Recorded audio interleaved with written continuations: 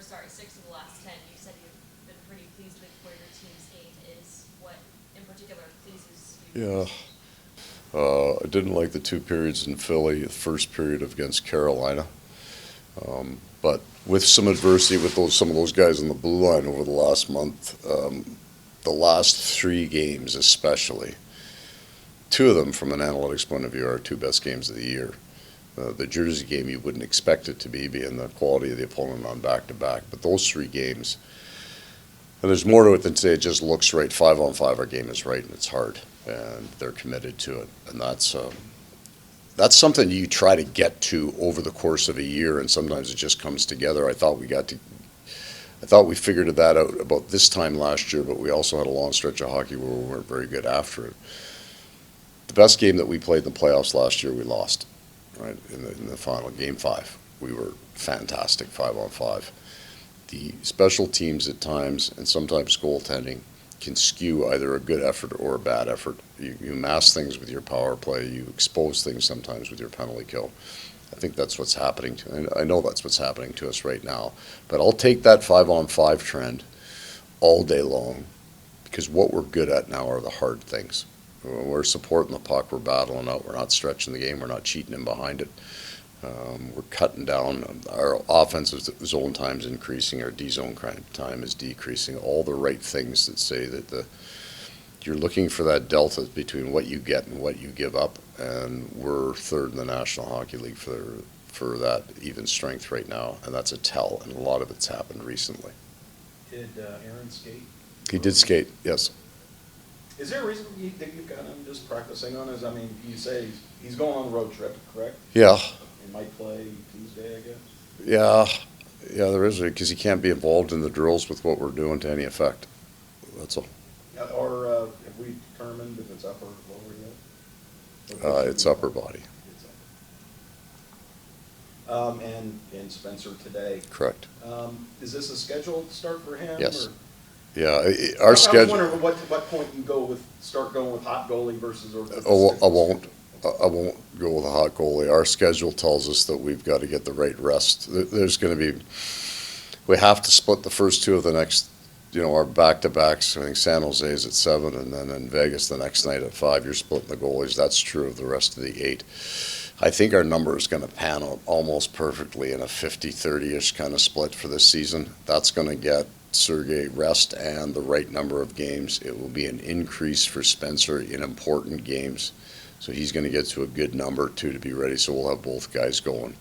I'm not flipping back and forth on performance right now. Sergei's doing what he needs to do. His numbers from mid-December to, before last game were right on, as good as he's played. So we know where he's at.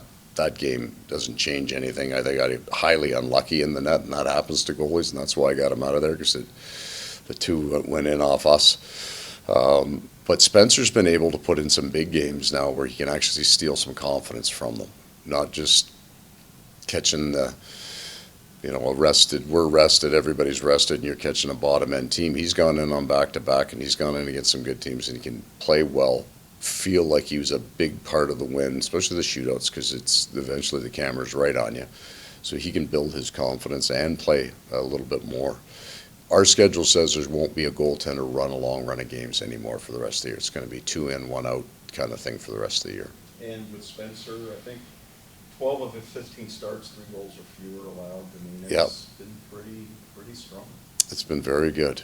Yeah, and so is the defensive numbers in those games have been good, and that's an important thing as well. Yeah, he's been fine. Speaking of defense, this is your first ever game against Captain Radko Gudas. Yeah. Obviously, he was a big part of that room. Is he a guy back then you could look at and say, this guy, obviously there's only not so many C's to give around, but a guy you say could make a good captain someday? There's an understanding when they signed him that was going to happen. That's why he was brought in. Great personality. A far better technical player than he ever got credit for, because the only highlights for Radko were putting somebody through the boards or standing in front of the goalie in an overtime game-winning goal, series-winning goal. So that's how he's remembered. He's a much better hockey player in the small area parts of the game, and as good as he is in that, just a wonderful man, wonderful human being. And obviously he was brought in by Bill and team to be kind of a culture builder here in the early Yep. stages. How good is he for a team like Anaheim that's trying to do the same thing now, kind of build things up? Radko doesn't take an easy stride. Everything he does is hard. The way he trains, the way he practices, he doesn't have a choice. He couldn't be in the league playing a perimeter game. So the example for those young men, and I think Anaheim's got it right. I think they're trending in that right direction. They were like a lot of teams that drafted high for a number of years. They have a lot of skill, but there's a big difference between a skilled player and a great player. The hard things have to come into the game. And the culture that Radko helped build is the reason I think that here that you see a player like Mackie Samoskiewicz's game looks so much different in January than it did in October. Almost to a point it surprised me how he's been able to come in. I mean, he led our team in hits, but he's not chasing them around the ice. They were there for him because he's been intense and he's been on it. That's what Radko will bring to the younger players in Anaheim to come in. When you first come into the league, you don't know anything about it. You learn from the other guys on the ice, and you soak that in. You become that. And Mackie's still an indirect beneficiary of the people like Radko that changed and improved the culture here. That's what's happening in Anaheim. You a bobblehead guy? A bobblehead? No. You don't collect them? I don't collect anything. Really? Nothing? Nothing. Tuesday's Radko Gudas bobblehead night. I'll be getting one of those, though. Yeah, that's what I'm saying. Yeah. Grab me one. No, well, I'll see what I can do for you. I can be bribed, that's a fact. It's got like, it's got two It's different got the- hats that he's- Oh, really? It's pretty cool. So I could get one and not be a collector. I just have one. And if it looks like him, that'd be funny. Looks like it. Oh, is this good? Yeah, looks pretty Okay, well, I'm in on it. I'm in. I might even buy it if I have to. That'd be pretty cool.